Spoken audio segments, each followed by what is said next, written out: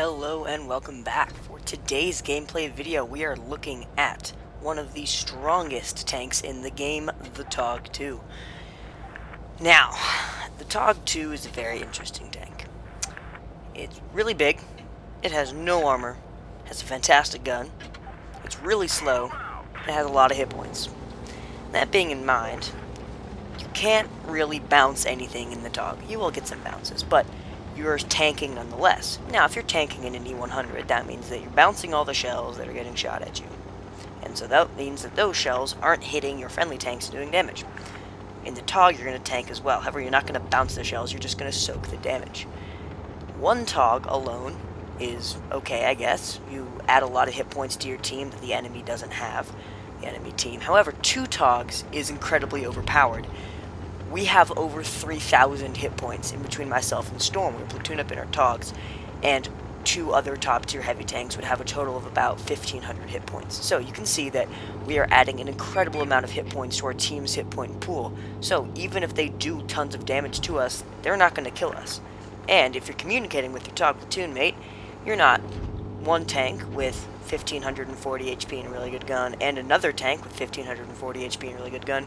You are a single tank with 3,000 HP and two amazing guns. So, what we're going to try to do is, once one of us starts soaking damage, and when they hit about 300 health, then we're going to switch, and so then the other person's going to soak damage. However, that does require us to actually be on the front lines of the battlefield, which is a difficult task for the TOG, because you have a top speed of 14 kilometers per hour. That is just 1 kilometer per hour higher than the T-95. So, the Mighty Doom Turtle is slower than you, but just by a little bit. So we finally made it to the front lines, and we're dealing with all of their medium tanks and a light tank that's coming up here. Yeah, looking back at the team list, they do have a failed platoon with an MS-1. So, we're going to completely ignore the MS-1. He's not going to be a threat to our team, but we're just going to deal with the Hellcat.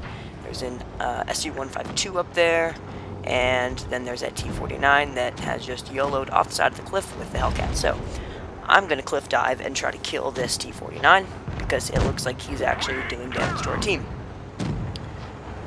Hellcat's dead, T-49's dead, MS-1 is dead. Now there's just the SU-152 and two of their medium tanks. So, once Storm kills their SU, we're going to go and deal with their medium tanks. One of the problems in the TOG is, again, your speed. So, if they're medium tanks that are running rampant around the map, you're not going to be able to find them and track them down. So, a good tactic right now would be to capture the base. So we're going to capture the base and draw them to us. There's still 4 minutes left. One person can easily capture the base, even if they reset it a couple of times. But us being in the base is basically shortening the time left in the game. As soon as I enter the base, there's a minute 40 seconds left, no matter what else is on the timer. So we killed our SU-152, and he's a little unhappy because he did do a lot of damage, but his team just couldn't keep up with him. And the team couldn't stop this giant steamroll of TOGs coming through them. So, we have spotted one of their T-43s, so I'm going to lumber over there at 13, 14 kph and try to kill him.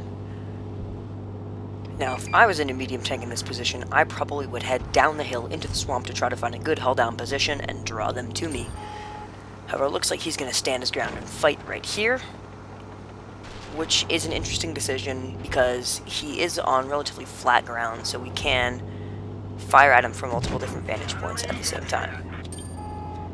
I've obviously been spotted. He puts one in, but it doesn't do a whole lot of damage. One thing that the TOG is fantastic at is firing on the move, because even if you don't have amazing dispersion on the move, you're only moving at 14 kph, so your dispersion is going to be very small.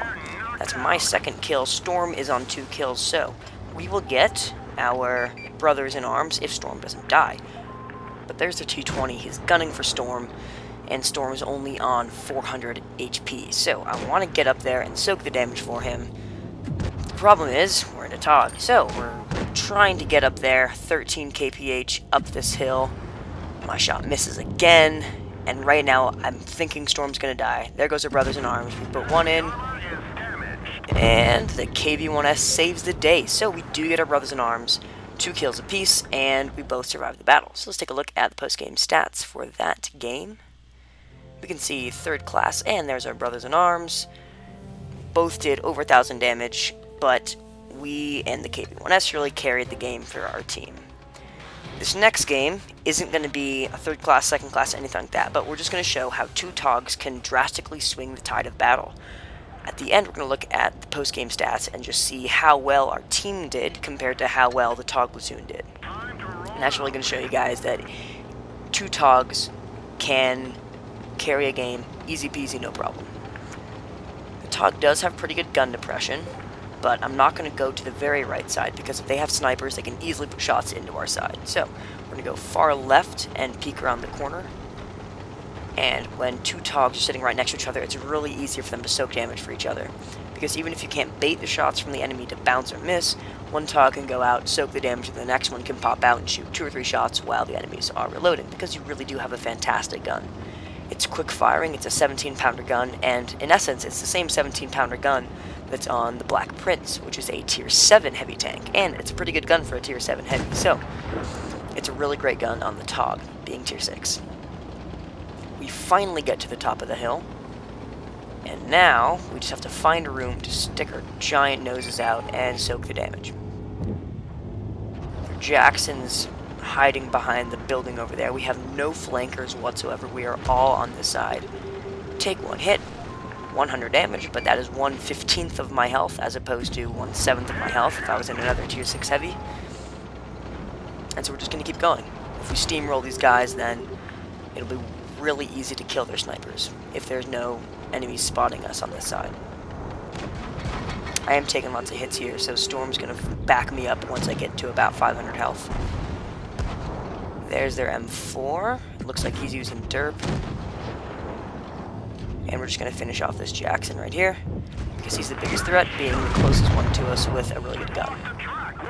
Our next target priority is the T-34-85, because being a Tier 6, he's probably going to have better DPM than the M4. We have taken lots of hits. We're down to 400 health, but here comes Storm to save the day. He's now going to tank for us while I back off and just use my gun to help our team do some damage. He's going to push forward, and I'm going to stay behind him, trying to stay in his shadow in relation to the other tanks.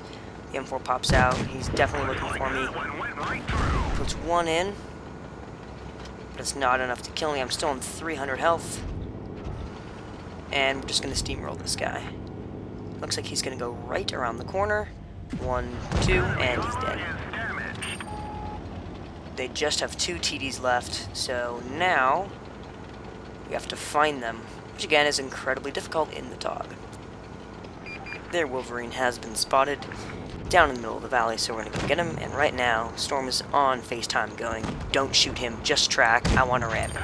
The TOG weighs 80 tons, so if you can ram him at 20 kph, you're going to do tons of damage to a lightly armored tank like the Wolverine. Storm goes in for the ram, but our Panzer IV comes out of nowhere to block his ram, so Storm has to secure the kill with his gun. And there we have it. Now let's take a look at our post-game stats.